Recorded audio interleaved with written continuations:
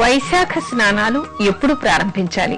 వైశాఖ మాసం ప్రారంభంలోనే అంటే ఆదిలో పాడ్యమి నుంచి మాత్రమే ఈ స్నానాలు ప్రారంభించాలి అని చెప్తారు. వైశాఖ మాసంలో తప్పనిసరిగా ప్రాతకాలంలో స్నానం చేయాలని, స్నానం చేసిన తర్వాత ప్రతిరోజు రావి చెట్టుకు నీళ్లు పోయాలని, ప్రదక్షిణలు చేయాలి అనేటువంటి విశేషం కనపడుతోంది. ఈ మాసంలో ఈ వైశాఖ స్నానం చేసిన తర్వాత మాధవుడికి అంటే విష్ణుమూర్తికి తులసి దళాలతో అర్చన చేయాలి అనేటువంటి విశేషం చెప్తారు. అయితే ఈ స్నానం వైశాఖ మాసంలో ఏమిటండి? కార్తీక మాసం అయితే పుణ్యం, శివుడి కోసం ప్రత్యేకమైనటువంటిది. మాఘ మాసంలో కూడా చేస్తాం కదా, మరి ఇప్పుడున్నటువంటి ప్రత్యేకత ఏమిటి అనేటువంటి సందేహాలు అందరికీ రావచ్చు. మనకి ధార్మిక శాస్త్రాలు ఏం చెప్తున్నావంటే ఆకామ వైకోణ అంటారు. ఆకామ వైకోణ అంటే మనకి సంవత్సరంలో ఉండేటువంటి 4 కోణాలుగా 4 మాసాలని చెప్తారు. అదేమిటంటే ఆ అంటే ఆషాఢ మాసం, తర్వాత కా అంటే కార్తీక మాసం, మా అంటే మాఘ మాసం, వై అంటే వైశాఖ మాసం. ఆకామ వై కోణ అంటే 4 కోణాలుగా వీటిని చెప్పారనమాట. ఈ 4 మాసాల్లో తప్పనిసరిగా స్నానాలు చెయ్యాలి అంటారు. అలా చేయటం వల్ల చాలా పుణ్యం వస్తుందని, మోక్షం వస్తుందని, ఎన్నో అంటే ఆ ఋతువులకు సంబంధించినటువంటి ఎన్నో రోగాలు పోతాయని, ఆ తర్వాత ఎన్నో పాపాలు పరిహరింపబడతాయి అని చెప్తారు.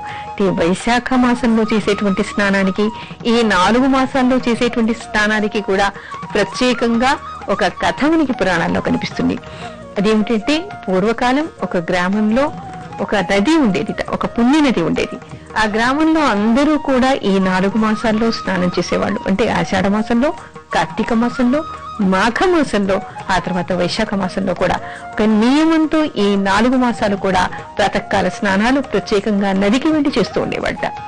అయితే ఒకసారి ఏమైంది, తెల్లవారుజామున వీళ్ళు స్నానానికి వెడుతూ ఉన్నప్పుడు ఆ నదీ తీరంలో ఉండేటువంటి దారిలో ఒక చెట్టు మీద నుంచి ఒక స్వరం వినిపిస్తూ ఉంది వాళ్ళకి. ఆకామ వైకోణ స్నాత్వ, ఆకామ వైకోణ స్నాత్వ అనేటువంటి మాటలు వినిపిస్తున్నాయట. వినిపిస్తూ ఉంటే అందరూ భయపడి చెట్టు మీద ఎవరూ కనిపించటం లేదు, కాకపోతే స్వరం మాత్రం వినిపిస్తోంది, ఇక్కడ ఏదైనా దయ్యం ఉందేమో అని భయానికి అందరూ స్నానాలు మానేశారట. ఆ తర్వాత ఆ ఊర్లో ఉండేటువంటి ఒక పండితుడు, ఎందుకు మీరంతా స్నానాలు మానేస్తున్నారు, పదండి నేను చూస్తానని చెప్పేసి వాళ్ళందరినీ తీసుకుని అక్కడికి వెళ్ళాట. రోజులాగానే అక్కడ ఆకామ వైకోణ స్నాత్వ అనేటువంటి మాటలు వినిపించాయట. అయితే ఈ బ్రాహ్మడు ఏం చేశాడు, ఈ పండితుడు అహం స్నాత్వ అన్నట, నేను చేస్తాను అంటే అక్కడ అడుగుతున్నది ఏమిటంటే ఆ స్వరం ఏమిటి, ఎవరు ఈ ఆషాఢ మాసంలో, కార్తీక మాసంలో, మాఘ మాసంలో, వైశాఖ మాసంలో ప్రాతకాలంలో స్నానాలు చేస్తున్నారు అంటే నియమబద్ధంగా ఒకరోజు కూడా తప్పకుండా ఎవరు స్నానం చేస్తున్నారు అనేటువంటి మాటను అడిగట. అయితే ఈ పండితుడు నేను చేస్తున్నాను అనేటువంటి సమాధానాన్ని చెప్పాడు. వెంటనే చెట్టుపై నుంచి ఒక ప్రేత పిశాచి కింద దూకిందిట, ఈ బ్రాహ్మడి కాళ్ళ మీద పట్టిందిట. పడి మీకు దండం పెడతాను, మీరు 1 సంవత్సర కాలంలో ఈ 4 మాసాల్లో నియమం తప్పకుండా చేసినటువంటి స్నాన ఫలితాన్ని, పుణ్యాన్ని నాకు ధారపోయాలి. అలా పోయటం వల్ల నాకున్నటువంటి పిశాచత్వం పోతుంది. నేను ఒక గంధర్వుణ్ణి, శాపవశాన నేను ఇక్కడ పిశాచిలాగా కూర్చుని ఉన్నాను అని చెప్పేసి ఆ పండితుణ్ణి వేడుకున్నట్ట. ఆ పండితుడు వెంటనే తాను 1 సంవత్సర కాలంలో ఈ 4 నెలలు చేసినటువంటి స్నాన ఫలాన్ని ఆ పిశాచికి ధారపోసేట.